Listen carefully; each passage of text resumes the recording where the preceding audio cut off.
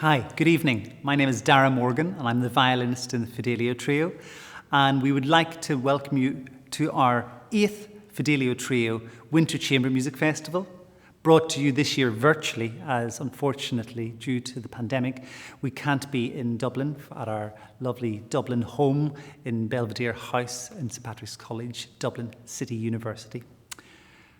First of all, I'd like to make some thanks. I'd like to thank, of course, the Arts Council of Ireland and all our other supporters, the RVW Trust for commissioning the Robert Saxton new trio, and of course our festival partners, Glass Drum and CMC, the Contemporary Music Centre. The first piece you're going to hear tonight is by Joan Trimble, the wonderful Irish composer. Joan wrote this piece in 1940 when she was studying at the Royal College of Music in London, and it was written for what was then called the Cobbett Prize, a fantasy competition piece of music that you had to write there. It's an incredible piece of music, beautifully lyrical, has something of an Irish jig in the middle. And I always think of Bill Evans, who was active around this time in the 40s and 50s with Miles Davis. You can nearly hear some Bill Evans chords in the middle. And then there's this incredible, almost Debussy-like evocative moment of La Mer that hints towards the end in the last piano chords. This is Joan Trimble's Fantasy Trio.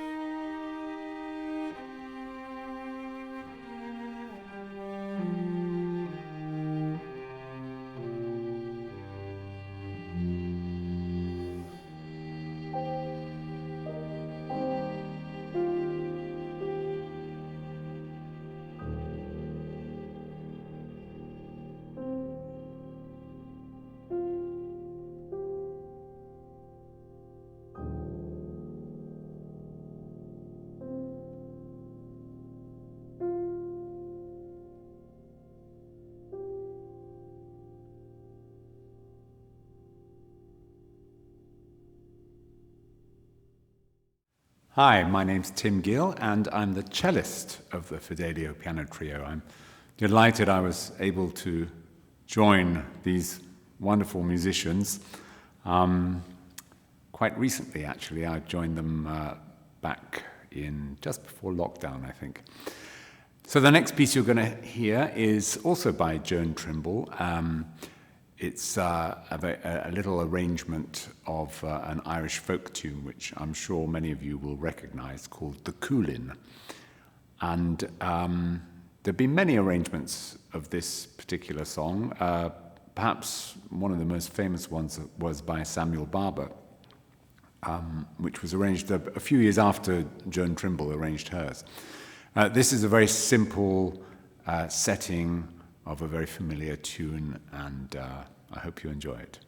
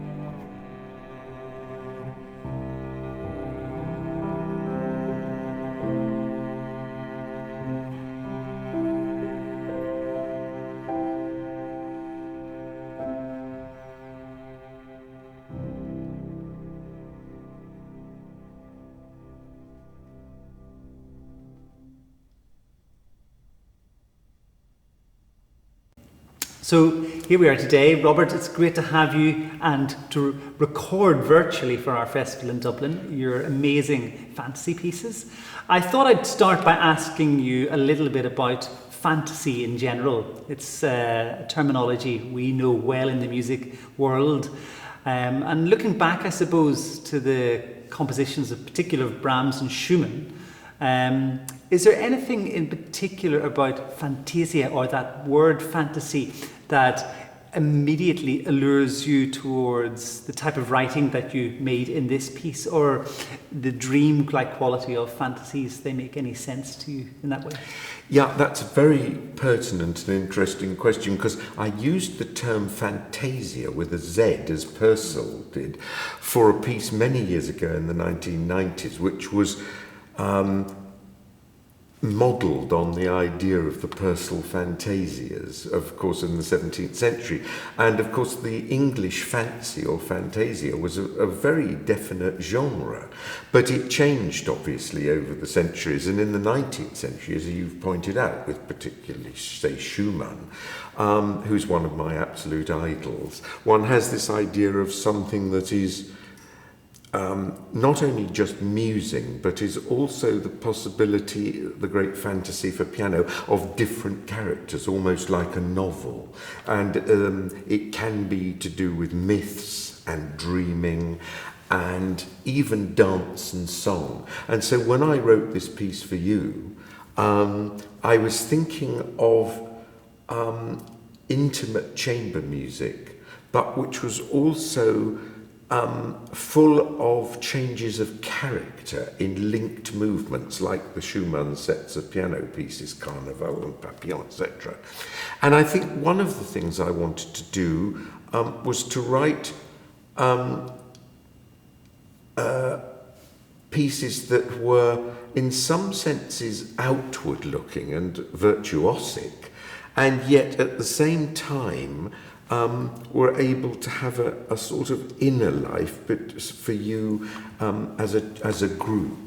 So it's really interesting. You mentioned, of course, if a listener hears these pieces in a minute, they mightn't instantly put the word dream next to them. But there is something myth-like in not just the fact that each movement is a tacca, we go straight into the next, yes, but the character of each is so contrasting, and yet there's this great line through all of the music. I mean, was there something of a dreamlike quality in any of the music that you were making? Yes, a lot of my music, and particularly this piece, is to me about a journey. It's a voyage. So at the end, when it fades out, it's almost as if it could go round and begin again. Don't worry, you don't have to play it twice. And the thing is that I did toy with giving the movements titles afterwards, and suggestive of not how to play it, because you know how to play it better than I do, but I didn't, because I wanted the listener and also you as the players to have your own ideas. So as music is non-specific, I decided to let each one is almost like a poem. There's some great but suggestive near titles in them, I think, like the con fuoco with the fire of the third movement, or the whispering quality that you're looking for at the beginning of the fourth movement, or even at the very end in the fast section of the last movement where you go dance-like. I mean, they're all very clear but strong evocative titles. It's interesting you say that, because the very opening, where the piano is playing these scales and arpeggios, and you and the cello begin with harmonics and then gradually develop a more solid line, which is almost one line split into two. That is definitely begins as if you're perhaps musing. Perhaps you're half asleep in an armchair and gradually you hear this music emerging from nowhere. In fact, it's interesting that Wagner said that the prelude to Rheingold, which he thought of and wrote last, came to him after lunch when he was half asleep. Half dozing. Well, talking a little further about the idea of writing for a piano trio, I'm always intrigued every time we have a new work written for the trio. Yes. We're very lucky to have so many composers writing and have written for us over the years, but I'm always interested, such a personal thing. Did writing for the trio present any immediate challenges, or did it feel incredibly natural to you? I know it's got such a legacy of repertoire going back right to Haydn, and of course that whole question early in the classical genre of what do we do with the left hand of the piano and the cello, and then through the Brahms and the Mendelssohn trios, and then of course more recently Ravel even. Was there anything in particular that you were not even concerned about, but that you were aware of to take into account, or did it just become very naturally writing for this combination? That is an incredibly relevant question to me, because first of all, at one level it felt very natural. I'd wanted to write this piece for many years, and I was so grateful to you when you agreed to take it on. So that was fulfilling my fantasy. But the other more technical side, as you say, was very much, I'm very aware of the tradition of the original technical side with Haydn, where the cello is mostly doubling the left hand of the piano. And of course, we know we're living in a very different age. And if I'd written this piece perhaps 40 years ago, near the start of my composition career, I would probably have not thought of that as such a problem, because I would just have written for 3 instruments. But because I've been working for many years and it took me many years to work towards the sort of modal counterpoint that I've developed, I had to think very carefully about what the lower region areas of the harmony were doing. It doesn't use root progressions in a classical sense, but so the texture and the harmonic resonance in relation to what the cello was doing in relation to the left hand of the piano was a very, very big issue. It was a problem in a positive sense, like a mathematician will have a problem to be solved. That was all the time in my mind, and particularly perhaps in the fourth movement where the ensemble becomes one and playing arpeggios, slowly changing background harmony. Who was playing the bass note, and even what the violin was playing in terms of which part of the middle of the texture and the harmony. So that's, absolutely was on in my mind the whole time. Well, you certainly answered those problems as far as we're concerned. Robert, it's a pleasure to play this piece. I think I first met your music when I came to the Guildhall in 1992, which is good 28 years ago now, so it's wonderful to premiere this piece. I'm sorry we can't be in Dublin, but we toast you anyway in the best, truest Irish way, and let's listen now to your fantasy pieces, the world premiere recording. Well, thank you for letting me write it and for including it in your festival. Thank you. Thank you.